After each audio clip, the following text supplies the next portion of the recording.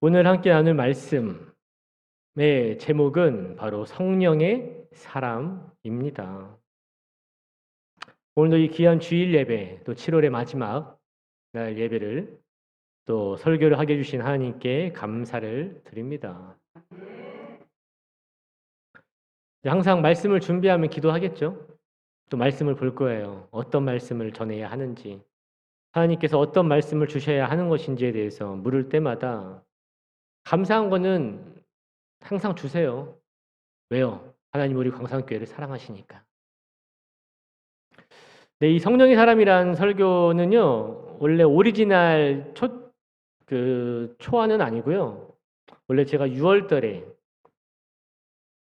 우리 학생부 때 했던 6월 한 달 동안 했던 설교를 요약을 한 내용이고요. 또 청년 학생부 집회가 이번 달 2일 날 첫 주에 있었는데 그때 했던 말씀이었어요. 근데 그렇게 말씀을 준비하는 생각을 하는 거예요. 정작 정말 중요한 광산교회에서는 그 설교 안 하냐? 정작 정말 네가 함께하는 너희 귀한 성도들에게는 왜 그 귀한 말씀을 전하지 않느냐라고 말씀을 하셔서 그 내용이 좀 다르긴 한데 말씀을 준비를 하게 되어서 꼭 이 말씀을 우리 교회에도 전해야겠다라고 감동을 받아서 오늘 이 마지막 주에 말씀을 전하게 되었습니다. 하나님은 각 사람들에게 말씀을 주실 때는요, 확실하게 주십니다. 오늘 말씀이 분명 여러분에게 필요한 말씀이기에 오늘의 이 말씀을 주신 줄 믿습니다. 오늘의 말씀을 결론을 말씀드리자면 모두 성령 충만받고 성령이 사람이 되십시오. 그것이 바로 하나님의 뜻입니다. 그렇다면 여러분은 지금 성령의 사람이십니까? 아니면 육신의 사람이십니까? 오늘 본문 말씀에는 그렇게 얘기해요. 뭐라고 얘기하죠? 그리스도의 영이 없으면 뭐가 아니다? 그리스도의 사람이 아니다. 그러니까 여러분이 성령이 여러분 안에 없으면 여러분은 뭐가 아니다? 하나님의 사람이 아니에요. 성령의 사람이 아니다. 저는 오늘 말씀을 통해서 여러분이 다 성령의 충만함을 받고 성령의 사람들이 될 수 있기를 간절히 소원합니다. 뭐 짠 것도 아닌데 오늘 성경 공부를 들어보신 분들은 또 희한하죠? 연결이 돼요. 이게 영적인 흐름이 연결이 되는 것 같아요. 그래서 성경 공부는 제가 만드는 게 아니거든요. 목사님이 만들어 놓으신 거라서 저기서 오늘도 성령에 대한 말씀이 나올지 몰랐지만 저게 저렇게 나와 있어서 더 수월하게 말씀을 잘 전할 수 있을 것 같습니다. 우리는 무엇을 쫓느냐에 따라서도 어떤 사람인지를 알 수 있는 거예요. 한번 돌아보세요. 7월 한 달간 하나님을 쫓아 살았습니까? 아니면 돈을 쫓아 살았습니까? 아니면 뭐 음식을 쫓아 살았습니까? 건강을 쫓아 살았습니까? 지금 내가 무엇을 생각하고 무엇을 쫓아가고 있느냐에 따라서 지금 그게 여러분의 삶이라고 보시면 돼요. 여러분의 중심이 지금 무엇이냐를 확인하시려면 여러분이 지금 무엇을 쫓아가고 있느냐가 좀 중요한 거예요. 어떤 사람들은 돈만 보면 살아요. 돈만 보면 사는 분들이 있어요. 왜? 어려우니까. 당연히 필요한 거 아닙니까? 이해해요. 그럴 수 있습니다. 어떤 사람들은 건강만 쫓아 사는 사람들이 있어요. 요즘은 우리나라는 더 어마어마하죠.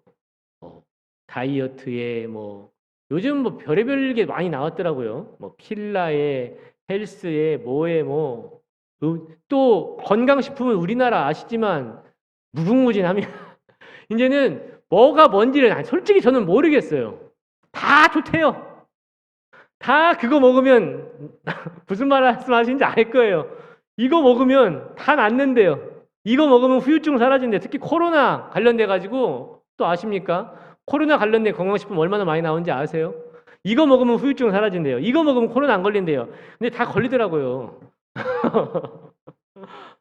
지금 건강식품에 올인해 있는 분들 얼마나 많은지 아세요?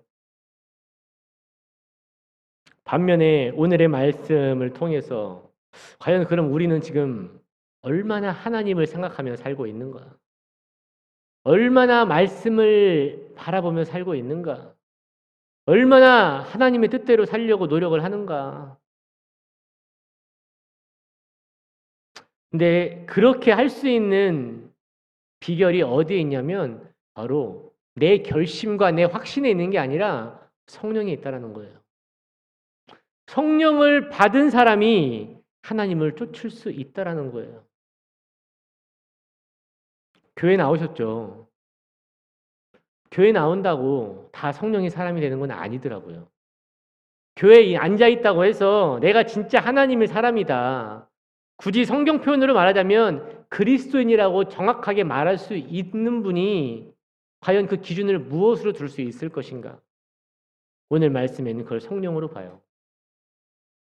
성령이 함께하는 사람, 성령에 충만한 사람이 진짜 그리스도인이고 진짜 하나님의 사람이라고 말할 수 있는 것이죠. 그만큼 이 성령은 우리에게 중요한 겁니다. 성령을 받은 사람이 하나님을 쫓을 수 있는 거예요. 성령이 없이 그냥 내 계획과 내 결심으로 내가 하나님 쫓아야겠다? 죄송하지만 진짜 어려워요. 3일도 못 갑니다. 금세 세상으로 빠져버리는 거예요. 근데 그러한 상황에서도 언제든 금방 돌아와서 하나님을 쫓는 사람들이 있어요. 말씀을 보는 사람들이 있어요. 하나님 뜻대로 살려고 하는 사람들이 있어요. 어떤 사람들이 그런 사람들이냐? 바로 성령의 사람들이 그런 사람들이에요. 그래서 오늘은 여러분에게 꼭 이 성령의 충만함을 위해서 말씀을 전하기를 원합니다. 자, 그렇다면 그 성령이 사람이 되면 과연 어떠한 일들이 우리에게 이루어지는가? 오늘은 이 짧은 시간에 이 성령에 대해서 다 설명할 수 없지만 세 가지만 함께 말씀을 나눌까 합니다. 첫 번째요. 말씀 보겠습니다. 요한복음 3장 5절입니다.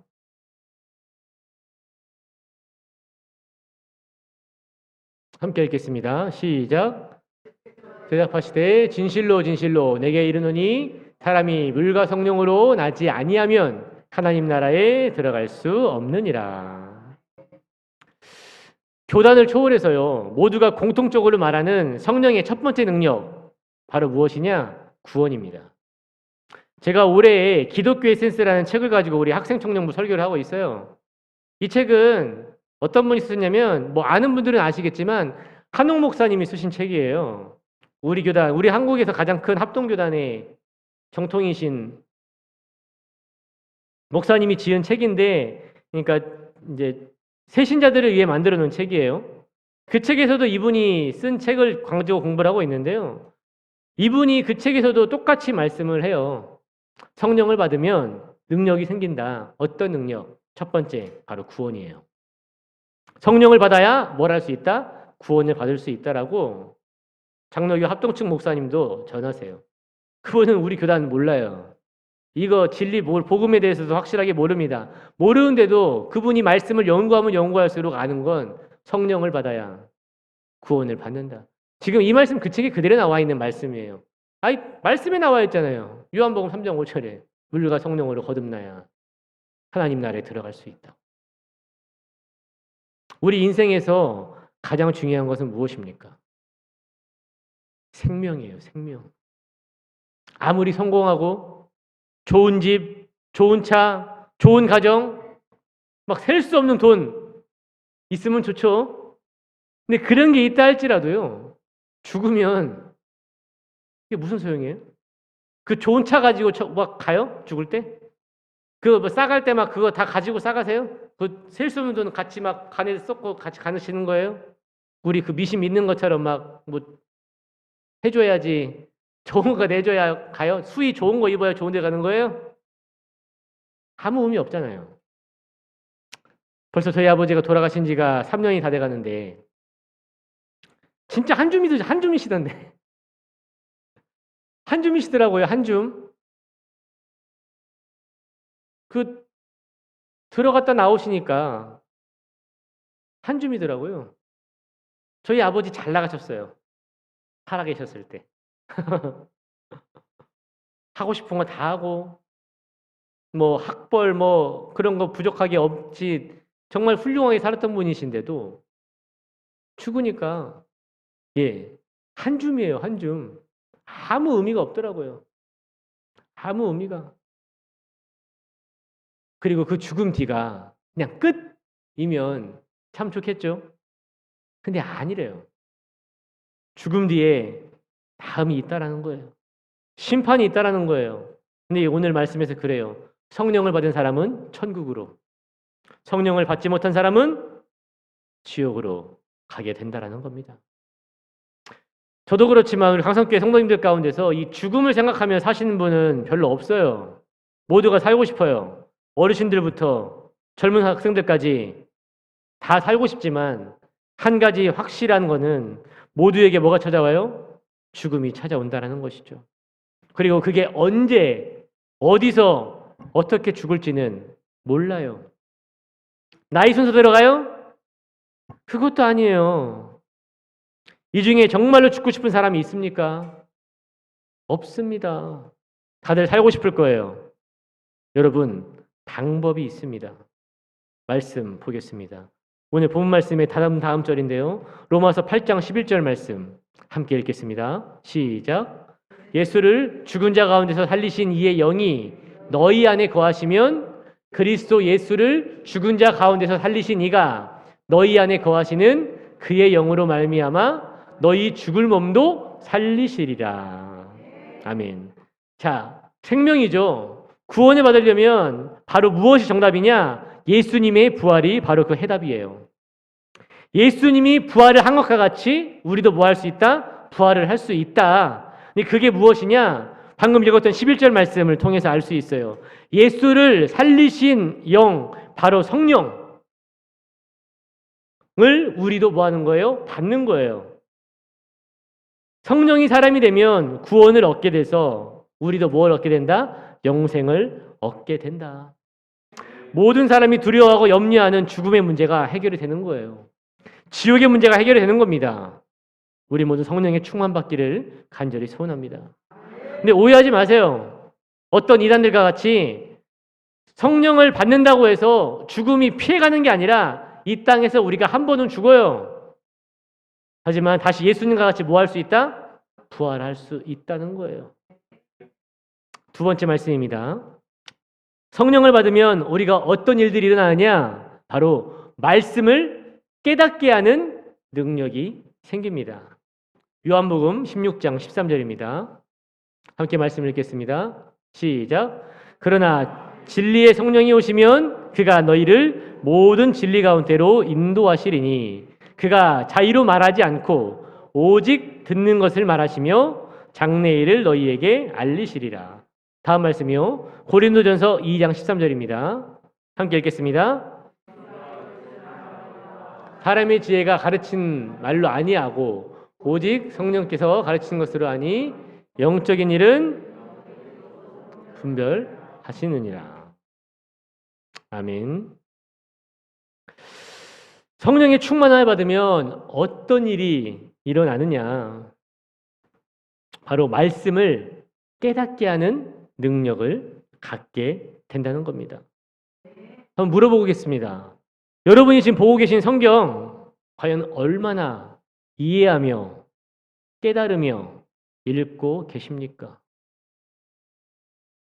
이 세상에서 유일하게 인간의 수많은 지식과 인간의 표현에서는 그렇게 얘기했죠. 지혜라고 표현했죠. 인간의 지혜로 아무리 노력을 해도 공부를 해도 완벽하게 깨달아지지 않는 유일한 책, 그게 바로 뭐예요? 성경이에요. 왜 그럴까? 왜? 그 유명한 지식인들이 이걸 못 깨달아요. 우리도 못 깨닫습니다. 이유가 있어요. 성경은요, 영적으로 쓰여진 하나님의 말씀이기 때문이죠. 이 성경에 대한 설명을 드리자면 교단마다 다 다르지만 우리 한국은 대부분 이 성경을 어떤 걸로 인식을 하냐면 축자영감설을 믿어요. 축자영감설. 축자영감설이 무엇이냐면요. 바로 성경은 하나님의 감동으로 쓰여진 영적인 책이라는 거예요. 말씀 볼게요. 그거를 어떤 성경 말씀이 뒷받침하냐면 디모데 후서 3장 16절입니다. 함께 읽겠습니다.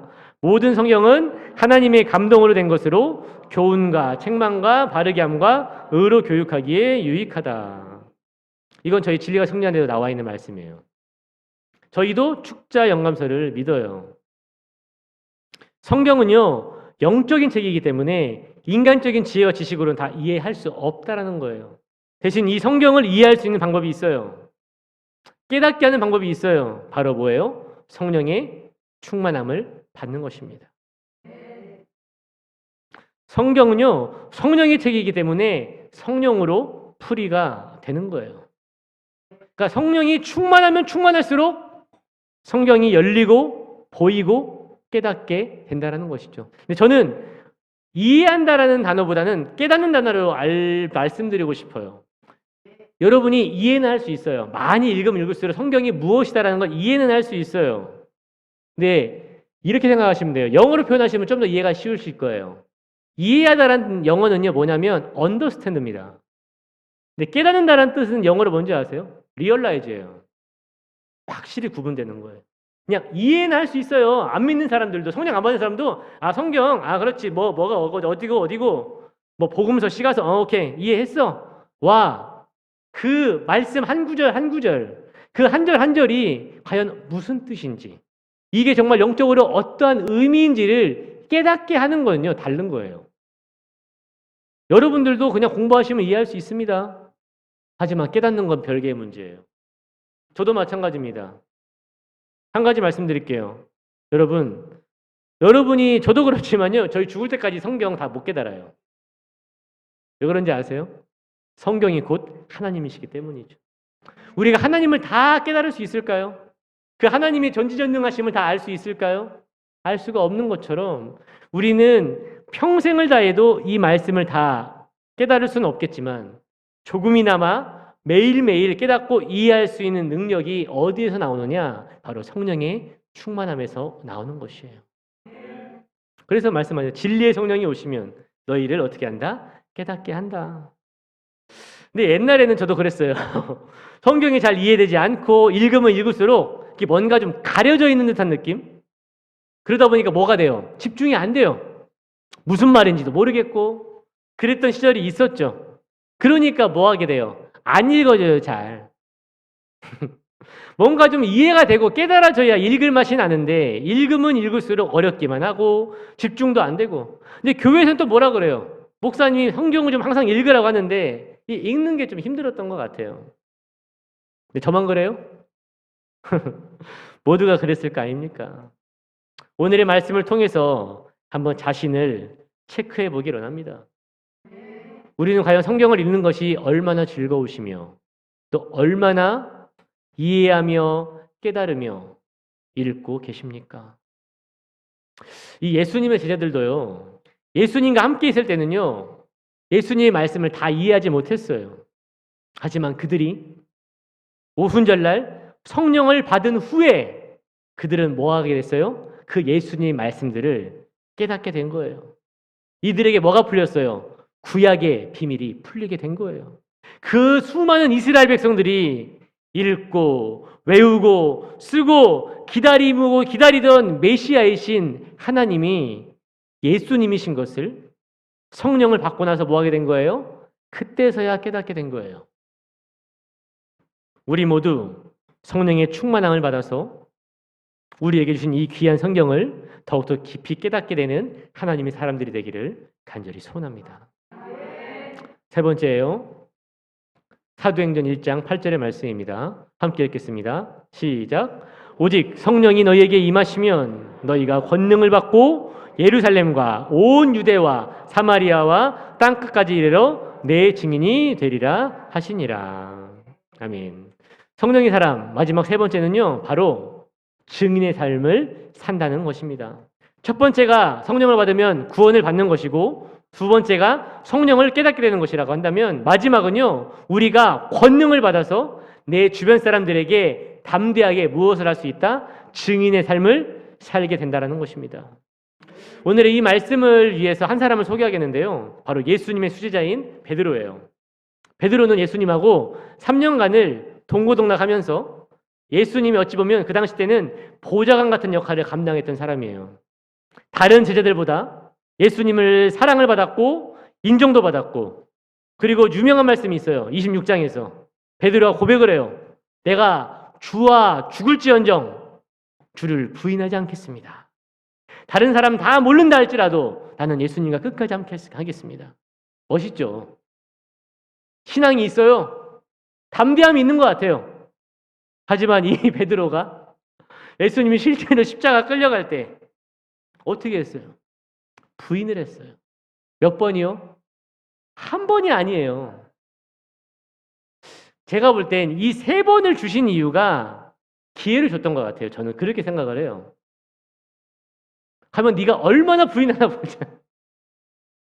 가 아니라 부인을 안 했으면 좋았지 않았을까. 한 번쯤 두려우니까 부인할 수 있겠죠. 두 번은요, 이거는 의도예요. 세 번은요, 이거는 지금 자기가 결정을 한 거예요. 나 진짜 저 사람 모르겠다라고. 이해가 되세요? 세 번의 이유가 뭔지. 한 번은 그럴 수 있다니까요. 막 모든 사람 다 쳐다보고 있잖아요. 그러니까 두려우니까 한 번쯤 모르는데요. 이렇게 말할 수 있을지 몰라요. 두 번째는요. 양심의 가책은 좀 느꼈겠죠. 근데 살고는 싶으니까 지금 죽으러 가는 거 보니까 나는 살고 싶으니까 한 번쯤은 또 부인할 수 있어요. 세 번은요. 이거는 아닌 거예요. 이거는 이제 마음을 정한 거예요. 뭐라고? 끝이다. 누구랑? 예수님하고 나는 끝이다라는 거예요. 저주했다잖아요. 성경에 또 그렇게 나와요. 예수를 저주하며 나 저 사람 모른다. 이제 정한 거예요. 뭐를? 아예 분명 뭐라고 고백했는데 내가 주와 함께 죽을지언정 주를 부인하지 않겠다고 했는데 그 담대했던 베드로가 사람들의 우겨쌈에 당해서 담대함이 사라지고 부인을 하고 결국 나중에 어떻게 됩니까? 돌아와요? 돌아오지도 않아요. 가버려요. 다시 옛날로. 그랬던 베드로에게 예수님이 다시 찾아오세요. 요한복음 21장에서. 그러면서 물어보시죠. 너 나 왜 부인했냐? 네가 사람이냐? 네가 어떻게 나한테 이럴 수 있어? 너는 그러면 안 되지. 네가 한 말이 있는데 야, 너 너무한 거 아니냐? 이렇게 막 윽박지르시지도 않으시고요. 가장 원초적인 걸 물어보세요. 너 나 진짜 사랑했냐? 네가 이 사람들보다 더 나를 사랑하느냐? 오히려 그 한마디가 저는 너무 마음이 아팠을 것 같아요. 이때도 대답 못해요. 떳떳하게 대답 못해요. 왜요? 지은 죄가 있으니까. 근데도 예수님은 베드로를 받아주세요. 그게 우리가 믿는 예수님이에요. 그리고 나서 40일 동안 함께 하시고 올라가세요. 승천을 하십니다. 오늘의 우리가 읽었던 이 사도행전 1장 8절의 말씀을 하시고 올라가시는 거예요. 그리고 이들이 열심히 합심하여 기도해서 10일이 지난 우순절날 이들에게 뭐가 임합니까? 예수님이 약속하신 성령이 이들에게 강하게 임하시는 거예요. 그러자 이 베드로가 어마어마한 권능이 생기는데 그에 대한 첫 번째가 뭐냐면 담대함인 거예요. 지금 이 베드로가 이 2장에서 전하고 있는 그 설교는요, 한때 예수님을 못 박았던 사람들이에요. 예수님을 부인했던 사람들이에요. 그 자기를 몰아쳤던 그 사람들에게 이제는 담대하게 전하는 거예요. 야, 니들이 못 박았던 그분이 주와 그리스도시다. 그분이 메시아시다. 그러니까 37절에서 그렇게 얘기하죠. 찔리는 거예요, 다들. 우리가 그럼 어떻게 해야 되냐? 그러면 38절에서 그 유명한 말씀을 하시는 거예요. 너희가 회개하고 예수 이름으로 침례를 받고 죄 사함을 얻으라. 그리하면 뭘 얻으리니? 성령의 선물로 얻으리니. 예수님은 성령을 받고 나서 놀라운 권능, 이 담대한 능력이 생겼어요. 그리고 나서 3장을 넘어가 4장에서요. 이들이 또 잡힙니다. 누구에게 잡힌지 아세요? 예수님을 못 박았던 그 사람들. 그 사두개인들, 그 바리새인들, 그 대제사장들이 또 이 베드로를 잡아와가지고 또 신문하는 거예요. 야, 협박합니다. 뭐라고 해요? 너 예수님 얘기하지 마. 너 예수님 얘기하면 네 스승님처럼 너도 죽을 수 있어. 이때 베드로는 뭐라고 말했을까요? 또 부인했을까요? 알겠어요. 살려주세요. 앞으로 말 안 할게요. 라고 했을까요? 아니에요. 담대하게 얘기하죠. 하나님의 말씀과 사람의 말, 난 더 이상 니들의 말에 굴복하지 않는다. 나는 담대하게 이 하나님의 말씀을 전하겠다라고 담대하게 하니 말씀을 하니까 이 사람들이 놀래버립니다. 다음 말씀 찾을게요. 사도행전 4장 31절 함께 읽겠습니다. 시작. 빌기를 다음에 모인 곳이 진동하더니 무리가 다 성령이 충만하여 담대히 하나님의 말씀을 전하니라. 이들이 그렇게 협박을 당하고 풀려납니다. 협박당하면 솔직히 움츠러들 수 있잖아요. 근데 이제는 움츠러들 수가 없는 거예요. 왜요? 권능을 받았어요. 성령을 받았습니다. 이제는 성령이 충만하니까 담대하게 하나님의 말씀을 전하는 사람이 된 거예요. 여러분, 우리가요 전도를 안 하거나 못하는 이유가 뭔지 혹시 아십니까? 이게요 내 안에 믿음의 확신이 애매해서 그래요. 교회에 대한 확신이 애매해서 그러고요. 이 구원에 대한 확신이 좀 없기 때문에 그래요. 아니 지금 내 신앙도 지키기 힘든 삶을 살아간 사람이 남에게 전도할 수 있을까요? 지금 내 신앙 내가 지키기도 힘들어요. 지금 나도 내가 지금 교회를 다닐까 말까 지금 고민하는 사람이 우리 교회 나오라고 담대하게 말할 수 있겠어요? 안 되는 거예요. 지금 나도 내 믿음이 진짜인지 가짜인지 내가 이거 받은 구원이 진짜인지 가짜인지도 애매한 사람이 누구에게 담대하게 전도를 할 수 있겠습니까? 안 되는 거예요. 근데요 오늘 말씀에서 얘기해요. 성령을 받으면요 확신이 생겨요. 애매함이 사라집니다. 오늘 말씀에 베드로와 제자들과 같이 담대하게 예수님을 전할 수 있는 거예요. 왜요? 성령을 받음으로 내 안에 확신이 있기 때문에 그런 거예요. 성령의 능력과 권능은요 이거 한 가지로 다 정의할 수 없겠지만 오늘 말씀을 통해서 확실한 거 한 개 말씀드릴게요. 여러분 성령을 받으면요 권능을 받아요. 확신과 담대함이 생깁니다. 여러분 믿음에 대해 얼마나 확신이 있으십니까? 구원에 대해 얼마나 확신이 있으세요? 뭔가 애매하십니까? 오늘 답을 드리겠습니다. 오늘 말씀에 베드로와 제자들과 같이 성령의 충만함을 위해 기도하시기 바랍니다. 성령의 충만함을 받으면 권능을 받아요.